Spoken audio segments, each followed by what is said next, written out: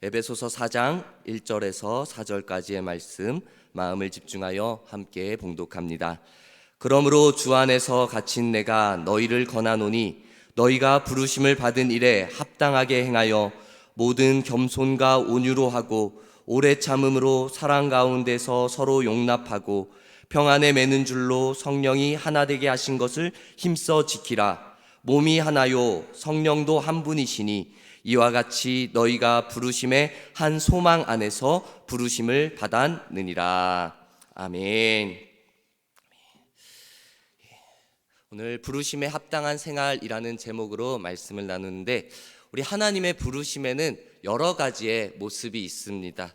창세기에 보면은 인간의 에덴 동산에서 죄를 지었을 때 아담과 하와가 하나님이 두려워서 숨습니다. 나뭇잎으로 자기의 몸을 가립니다. 그때 하나님께서 내가 어디 있느냐라고 아담을 부르는 장면이 나옵니다. 이 부름이 어찌 보면은 하나님께서 죄를 저지른, 하나님의 말을 듣지 않은 아담과 하와를 벌하기 위한 그러한 부름처럼 들릴 수가 있습니다. 그런데 우리는 단순히 그 하나님께서 에덴 동산에서 아담을 내쫓으려는 책망의 부르심으로만 생각해서는 안 됩니다. 망하는 자리, 멸망의 자리에서 구원을 받게 하시려고, 그 어찌 보면 하나님의 저주와 심판에서 끝날 수 있는 그 자리에서 용서와 치료를 받게 하시려고, 회복을 입게 하시려고, 자비를 입게 하시려고 하나님께서 그 아담을 네가 어디 있느냐라고 불러주시는 것입니다. 또 신약에 본다면은 예수님께서 사람들을 부르는, 어찌 보면 초청하는 그러한 부르심도 있습니다. 마태복음 11장에 보면은 수고하고 무거운 짐진 자들아 다 내게로 오라, 내가 너희를 쉬게 하리라 라고 그들을 부르시는, 지친 이들을 부르시는 예수님의 음성이 있습니다. 또 때로는 성경에서 그 하나님의 큰 사명을 주기 위해 선지자들, 지도자들을 부르는 장면도 있습니다. 모세나 기드온이나 이사야, 예레미야, 다니엘, 이런 선지자들, 지도자들을 부르기 위해, 사명을 주기 위해서 그들을 부르기도 하셨습니다. 이렇게 하나님께서는 여러 가지의 모양, 모습으로 사람들을 부르고 계십니다. 오늘 우리가 이 예배의 자리 가운데로 나왔습니다. 이 예배의 자리 가운데로 나온 것도 하나님의 부르심이 있기에 우리는 이 예배의 자리로 나올 수 있는 것입니다. 예배의 자리, 은혜의 자리입니다. 우리 세상 죄중에서 살아가던 우리의 모습이 있는데, 우리를 용서하시기 위해, 우리에게 자비를 베풀어 주시기 위해 그 은혜의 자리, 이 예배의 자리로 하나님께서 불러주신 것입니다. 또 세상에서 살다 보면은 우리 몸이 지치고 마음이 지칠 때가 있습니다. 그때 하나님께서 또 새 힘을 주시기 위해 수고하고 무거운 짐진 자들아 다 내게로 오라 라고 예수님이 불러주신 것처럼 우리에게 새 힘을 주시기 위해 예수님께서 불러주신 것입니다. 그리고 때로는 세상을 향하여서 복음을 선포하는 그 사명을 주시기 위해, 그리고 이 악한 세상에서 넉넉히 이겨나가기 위하여서 그 능력 주시기 위하여, 사명 주시기 위하여서 우리를 이 예배의 자리 가운데로 불러주신다라는 것입니다. 오늘 이 시간 이 예배의 자리를 통하여서, 찬양을 통하여, 말씀을 통하여, 기도를 통하여서 우리 하나님 앞에 새 힘을 얻고 사명을 누리고 우리의 죄를 깨끗이 씻음받는 은혜의 자리가 되기를 간절히 소망합니다. 우리 안에 용서하심의 은혜가, 새 힘을 주시는 은혜가, 능력의 은혜가 임할 줄로 믿습니다. 이렇게 하나님의 부르심을 입은 자는 부르심에 합당한 자의 모습으로 살아가야 할 것입니다. 그렇다면은 오늘 말씀에서 우리에게 부르심에 합당한 모습이 무엇인지 가르쳐주고 있는데, 그것을 말씀을 통하여 깨닫기를 원합니다. 먼저는 예수님께서는 우리에게 겸손의 모습을 가르쳐주고 계십니다. 오늘 2절 말씀에 이렇게 시작합니다. 모든 겸손가라고 이렇게 말씀을 시작합니다. 겸손이라는 것, 하나님 앞에서 그리고 사람 앞에서 나의 모습을 낮추는 것입니다. 예수님의 모습을 생각할 때 예수님은 하나님의 아들입니다. 그리고 하나님과 동등됨을 가지고 있습니다. 그런데 인간의 몸으로 이 땅에 오신 것입니다. 그리고 죄인을 구원하기 위하여서 십자가에 못 박혀 죽으시고, 그 못 박혀 죽으심을 통하여서 최고의 겸손의 모습을 우리에게 보여주신 것입니다. 우리 여러분, 우리는 이 예수님의 모습을 닮아서 예수님 앞에서, 하나님 앞에서 겸손의 모습을 배워 살아가야 하는 것입니다. 하나님은 성경을 통하여 교만한 자를 대적하시고 겸손한 자에게 은혜를 베풀어 주신다라고 여러 곳에서 말씀하십니다. 성경 인물 가운데서도 이스라엘의 초대왕 사울 왕의 모습을 잘 생각해 봅시다. 사울 왕도 기름 부어 세움 받은 왕이었습니다. 하나님이 선택한 왕이었습니다. 그는 처음에 하나님의 말씀을 듣고 나라를 잘 다스리기 위해 겸손의 모습으로 나아갔습니다. 그런데 이후에 어떻게 됩니까? 자신의 모습이 드러나는 것입니다. 자신의 의가 드러나는 것입니다. 하나님 앞에 묻지 않고 자신의 뜻대로 나라를 다스리고 그 하나님보다 자신의 모습만 자꾸자꾸 드러내려고 하는 교만의 모습이 나타나는 것입니다. 하나님께서는 이 교만의 모습을 보신 것입니다. 그리고는 이 교만한 사울을 이제는 버리고 겸손의 모습을 가지고 있고, 그리고 하나님께 묻고 하나님을 의지하고자 애쓰며 노력하는 다윗을 세우고, 그리고 이후로 다윗 왕과 계속해서 함께하는 모습을 보여주었습니다. 우리 여러분, 이 성경에서 나오는 이 하나님의 모습을 생각하며 교만한 자를 물리치시고 겸손한 자에게 은혜를 베풀어 주시는 그 하나님의 모습, 우리에게 원하시는 이 겸손의 모습을 잘 생각해야 할 것입니다. 또 세상에서 위대한 인물인 미국의 벤자민 프랭클린이라는 사람이 있습니다. 이 사람은 처음 시작은 인쇄공으로 직업을 시작했습니다. 그런데 그 이후로 수많은 직업을 가졌는데 외교관, 과학자, 발명가, 언론인, 사회활동가, 정치 철학자, 그리고 사업가, 독립운동가 등 여러 가지의 직업을 경험했습니다. 그냥 짧게 경험한 것이 아니라 그 자리에서 경험하고 그리고 인정받을 만한 성과도 올리기를 했습니다. 이 사람이 그 배경이 좋아가지고 그 인정받을 만한, 도움받을 만한 배경으로 성공한 것이 아닙니다. 보잘것없는 집안에서 태어났습니다. 그런데 열심히 노력하고 스스로 자수성가를 이룬 사람이었습니다. 큰 성공을 경험했고 사회적 지위와 존경받는 자리에 오른 이 벤자민 프랭클린이라는 사람, 이 사람이 젊은 시절에 자신의 좌우명으로 삼게 된 그 계기가 있었습니다. 젊은 시절에 그 청년의 때, 어렸을 때 한 집, 이웃집에 갔습니다. 그 주인과 대화를 나눕니다. 그리고 대화를 나누고 이제 자기의 집으로 돌아가려고 집 밖으로 나오려고 했습니다. 근데 나오는데 천장보다 더 낮은 곳에 대들보가 하나 있는 것입니다. 차마 그거를 보지 못하고 딱 지나가다가 주인은 머리를 숙이세요 라고 외쳤지만 그것을 듣기 전에, 그것에 반응하기 전에 거기에 대들보에 머리를 부딪히고 만 것입니다. 머리를 부딪혀서 아파하고 있는 그때 집주인이 이런 조언을 하는 것입니다. 당신이 이 세상을 살아갈 때 머리를 자주 숙이면 숙일수록 그만큼 부딪히는 일이 적어질 것입니다 라고 이런 조언을 한 것입니다. 그때 프랭클린이 결단을 하는 겁니다.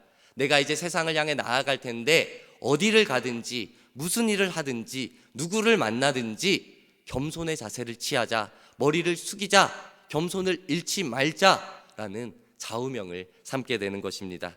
그 결과 평생을 겸손하게 무엇이든지 일을 하고 겸손하게 사람을 대할 때 미국 역사상 가장 존경받는 위대한 사람으로 손꼽히게 된 것입니다. 우리 하나님께서 우리에게 원하시는 겸손의 모습이 바로 이것입니다. 교만은 패망의 선봉이라고 말합니다. 거만한 마음은 넘어짐의 앞잡이라고 말하고 있습니다. 우리가 때로는 높은 자리에 올라가면은 우리가 가지고 있는 많은 물질로 인해서, 그리고 내가 가지고 있는 지식으로 인해서 우리는 교만해질 수가 있습니다. 하지만 잘 생각합시다. 우리 하나님을 생각해 봅시다. 하나님은 가장 높은 곳에 계신 분이십니다. 하나님은 모든 것을 가지시고 모든 이 세상을 창조하신 능력의 하나님이십니다. 전지전능하신 하나님 앞에 내 모습을 비춰본다면은 우리의 마음에 교만이 틈탈 수가 없습니다. 오히려 날마다 겸손의 마음만 더욱더 생겨날 것입니다.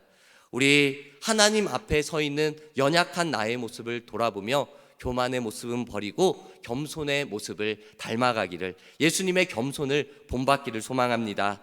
하나님께서 사용하시는 사람, 부르심에 합당한 삶의 모습이 바로 이 겸손의 모습인 것입니다. 우리는 특별히 겸손하되 끝까지 겸손의 모습을 잃지 말아야 할 것입니다. 앞서 말씀드렸듯이 돈이 많아지면은, 내가 높은 자리에 올라가면은, 그 내 지식이 많아지면은 겸손을 잃어버리고 교만의 자리로 갈 수 있습니다. 환경이 나를 바꿔서 교만으로 이끌 수 있습니다. 하지만 우리는 환경에 좌우되는 것이 아니라 하나님으로 인하여서 교만이 아닌 겸손의 모습을 끝까지 지켜나가야 하는 것입니다. 우리 여러분, 예수님의 모습을 본받아 끝까지 겸손의 모습을 잃지 않는 우리 모두가 되기를 축복합니다. 또한 이어서 겸손의 모습 뒤에 온유의 모습을 가르치고 있습니다. 모든 겸손과 온유로 하고라고 이어 나옵니다. 온유란 단어를 생각하면은 남을 부드럽게 대하고 섬기는 자세라고 이야기합니다. 우리를 부르시는 예수님께서도 이 본인의 온유의 모습을 몸소 보여주는 것입니다. 드러내주는 것입니다. 그리고 우리에게 가르쳐 주시며 너희들도 온유해라 라고 가르쳐 주시는 것입니다. 사실 예수님께서는 전능하신 분이십니다. 모든 것을 할 수 있는 능력의 분이십니다. 하나님의 아들이십니다. 그런데도 온유함의 모습을, 온유의 성품을 잃지 않으십니다. 그리고 부드럽고 따뜻한 섬김의 자세로 우리 이 땅 가운데 오셨고 우리를 구원하시기 위하여서 사람에게 재판도 받습니다. 그리고 넘어갈 수 있지만도 그 십자가를 지셨습니다. 하나님께서 심판의 능력과 권세를 가지셨음에도 불구하고 온유하심의 모습으로 죄인을 사랑하는 마음으로써 그들을 구원으로 인도하기 위해 이 부드럽고 따뜻한 마음을 우리들에게 베풀어 주신 것입니다. 다시 한번 온유라는 단어를 생각할 때 온유는 따뜻하다, 부드럽다라는 의미도 가지고 있습니다. 우리는 살아 있습니다. 생명력이 있습니다. 그렇기 때문에 우리는 부드러움을 가지고 있고 따뜻함을 가지고 있는 것입니다. 살아있는 사람은 이 부드러움과 따뜻함을 가지고 있습니다. 그런데 반대로 죽은 사람은 어떻겠습니까? 죽은 사람은 몸이 굳어버리는 겁니다. 딱딱한 겁니다. 차가운 것입니다. 그것이 이제 차가운 영안실에 있다가 나와서 차갑고 얼어져 버린 것이 아니라 숨이 끊어졌기 때문에 혈액이 순환이 되지 않기 때문에 육신이 차가워지고 딱딱하게 굳어버리는 것입니다. 우리 온유라는 것이, 부드럽다라는 것이, 따뜻하다라는 것이 바로 이 생명이 있는 것을 의미하는 것입니다. 생명 대신 예수님을 모습을 담는다라는 것이 바로 이 부드러움, 이 따뜻함의 모습을 가지라라는 것입니다. 우리는 따뜻한 모습, 부드러운 모습을 잃지 말아야 합니다. 이 세상은 악하다고 말합니다. 이 세상은 강팍하다고 말을 합니다. 그렇다고 해서 우리 또한 강팍해지고 우리 또한 그 세상과 똑같이 지내서는 안 될 것입니다. 우리는 온유한 삶, 따뜻한 모습을 가지고 이 세상 가운데 예수님의 향기를 드러내야 하는 것입니다. 우리의 모습을 잘 돌아봅시다. 나는 정말 따뜻함과 부드러움을 가지고 다른 사람을 대하고 있는지, 아니면 정말 딱딱하고 차가움으로 냉정하게 다른 사람을 대하고 있는지 잘 돌아봅시다. 딱딱하다라는 것, 차갑다라는 것은 생명력을 잃었다라는 것을 의미합니다. 우리 예수님께서 빛이 되시고 생명이 되시고 우리를 살리시는 분이신데, 이제는 우리 모두가 그 예수님을 닮아서 생명력을 가지고 부드럽고 따뜻한 모습으로 예수님을 드러내기를 간절히 소망합니다. 이 부드러운 사람, 따뜻한 사람은 다른 사람을 충분히 감쌀 수 있는 것입니다. 보듬을 수 있는 것입니다. 따뜻한 말로 공동체를 더욱더 하나 되게 하고 연합하게 만들 수 있는 것입니다. 이 온유라는 단어는 참 좋은데 언뜻 잘못 생각한다면은 이 온유라는 것이 손해를 보면서도 화낼 줄 모르는 나약한 사람으로 잘못 해석할 수도 있습니다. 이것이 그냥 좋은 말이니까 그저 좋은 게 좋은 거지 라고 받아들이는 긍정적인 착한 사람을 의미하는 것이 아닙니다. 온유는 단순하게 그냥 좋은 사람, 착한 사람을 의미하는 것이 아닙니다. 온유라는 것은 부드러움으로, 따뜻함으로 그 강함을 이기는 힘을 가지고 있는 것입니다.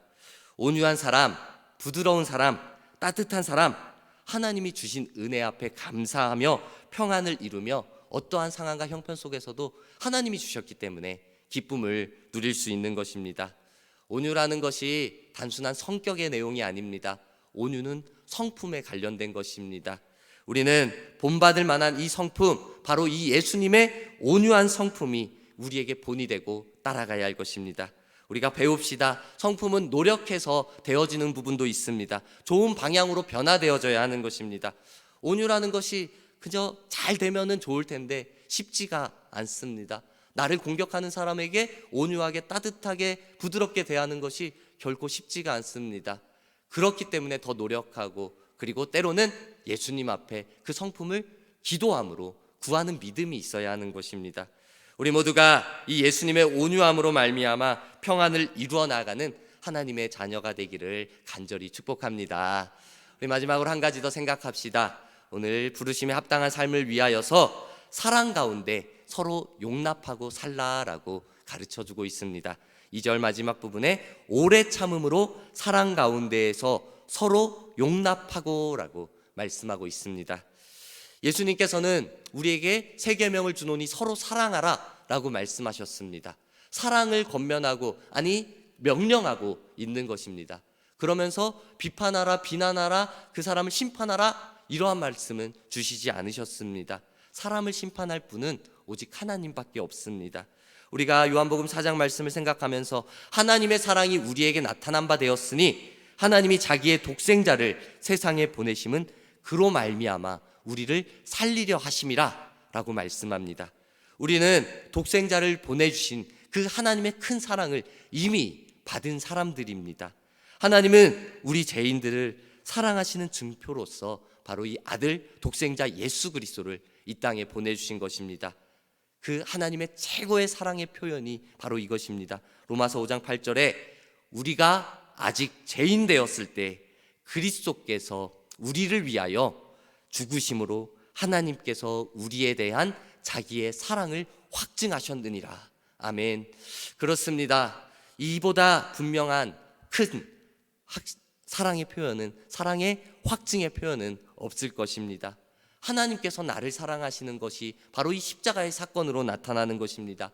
내가 아직 죄인 되었을 때, 내가 이제 깨끗하게 되어진 것이 아닙니다. 내가 죄를 해결받은 것이 아닙니다. 나는 아직 죄가 많은 죄인인데 나를 위하여 독생자 예수 그리스도를 이 땅 가운데 보내주셨다라는 것입니다. 그리고 십자가를 지게 하심으로 그 사랑을 확증해 주셨다, 드러내 주셨다라는 표현인 것입니다. 이 하나님의 사랑이 조건이 없는 것입니다. 제한이 없는 것입니다. 끝이 없는 것입니다. 우리 여러분, 이 하나님의 사랑을 받은 우리가 어떻게 살아가야 하겠습니까? 서로 사랑하는 것, 서로 용납하는 것, 오래 참는 것, 이것이 부르심에 합당한 사랑받은 자의 모습이어야 할 것입니다. 예수님께서 우리를 용서해 주신 것처럼 우리도 다른 사람을 용서하고 용납할 수 있는 마음이 필요한 것입니다.